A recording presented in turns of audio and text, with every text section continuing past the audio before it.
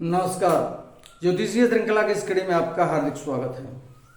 उद्यम तथा द्रव्योपार्जन इस विषय के अध्ययन के क्रम में आइए अब हम लग्न से दसम भाव में स्थित जो राशि होती है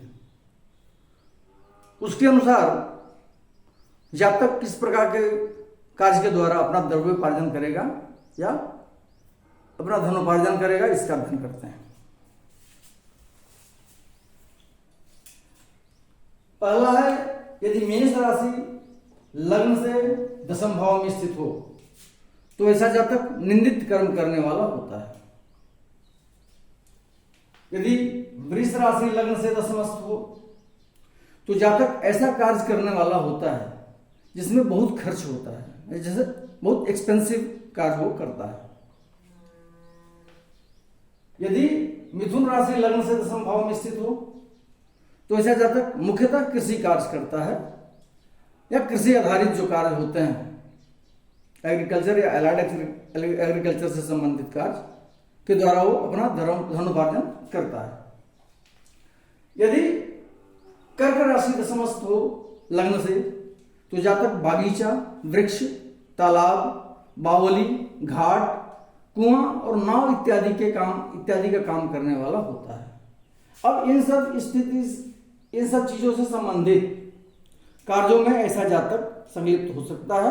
ऐसे कार्यों के द्वारा वो अपना जीविकोपार्जन कर सकता है, जैसे वृक्ष लगाना, बागीचा लगाना, ऐसे बड़े पैमाने पे हॉर्टिकल्चर वगैरह का काम करना, फलदार वृक्षों का काम करना, तालाब वगैरह के द्वारा जो है सो मछली उत्पादन वगैरह का कार्य करना, इस तरह के कार्य में वो अपना व्यवसाय सुनिश्चित कर सकता है।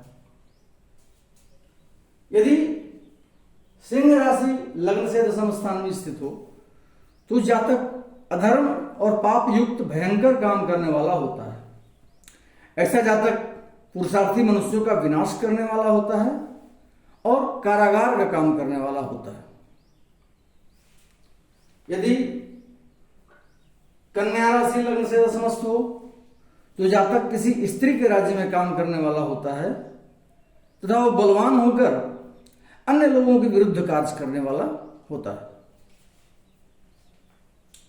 यदि तुला राशि लग्न से दसमस्थ हो तो जातक वाणिज्य कर्म करने वाला अर्थात व्यापार का कार्य करने वाला होता है, धर्म और नीति युक्त कार्य करने वाला तथा अन्य मनुष्यों की इच्छा के अनुसार अथवा दूसरों की सम्मति के अनुसार, जैसे हाकिमी, वकालत, मुख्तारी इत्यादि का काम ये सब करने वाला होता है।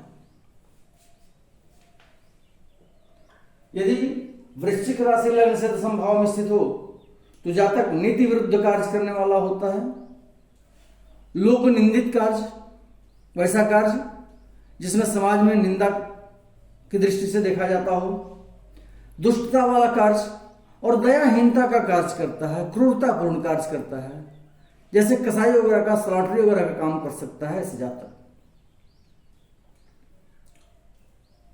यदि धनु राशि लग्न से दसम भाव में स्थित हो तो जातक राज्य संबंधी कार्य करने वाला अर्थात या तो सरकारी नौकरी में होता है या सरकारी संबंधी कोई कार्य जो है सो उससे रिलेटेड कार्य करता है।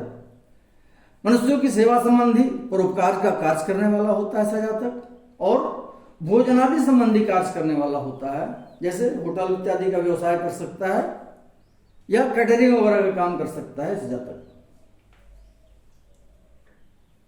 यदि मकर राशि लग्न से दसम भाव में स्थित हो तो जातक अपने परिजनों को संताप पहुंचाने वाला होता है तथा दयारहित कार्य करने वाला होता है, क्रूरतापूर्ण कार्य करने वाला होता है। यदि कुंभ राशि दसमस्थ हो लग्न से तो जातक अपने कुल में उचित कार्य करने वाला और कीर्तिवान होता है, ऐसे जातक की कीर्ति चारों तरफ फैलती है। और यदि मीन राशि लग्न से दसम भाव में स्थित हो तो जातक पाखंड धर्म दिखावे का धर्म युक्त कार्य करेगा, वो पाखंडपूर्ण तथा लोभी होकर जन विरुद्ध कार्य करने वाला ऐसा जातक होता है।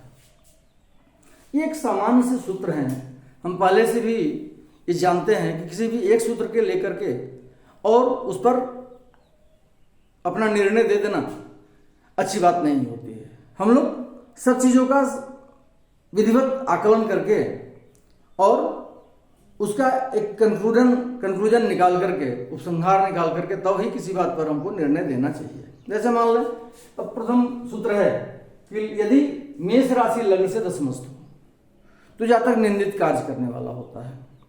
अब जब मेष राशि लग्न से दशम भाव में स्थित होगी, इसका मतलब कर्क लग्न की कुंडली होगी, और कर्क लग्न की कुंडली में मंगल जो कारक ग्रह होता है। दशम भाव में मेष राशि और पंचम भाव में वृश्चिक राशि होती है, और केंद्रेश और त्रिकोणेश होने के कारण मंगल अपने आप में योग कारक ग्रह होता है। और यदि कुंडली में मंगल बहुत अच्छी स्थिति में है, जो कारक ग्रह होने के बाद भी जो कारक ग्रह भी है और अच्छी स्थिति में है, उच्च का है, स्वगृही है, पितृगृही है, स्वग्रहों से दृष्टि युक्त है, इस तरह से है, मंगल अच्छी स्थिति में है, तो जातक अच्छा कार्य करने वाला भी हो सकता है। तो हमको चारों तरफ से किसी भी चीज के निर्णय के लिए, किसी एक विषय का निर्णय के लिए हमको सभी सूत्रों पर विचार करना पड़ेगा गंभीरतापूर्वक, और उसके बाद निर्णय देना पड़ेगा। हालांकि प्रत्येक सूत्र पर ध्यान देना आवश्यक है, उनका कहीं न कहीं उसमें योगदान रहता ही है, ये जो बतलाया जा रहा है इसमें। अगले वीडियो में हम कुंडली में नवम भाव के द्वारा व्यवसाय इत्यादि का विचार कैसे करेंगे, नवम भाव में स्थित ग्रहों के द्वारा, इसका अध्ययन करेंगे। नमस्कार।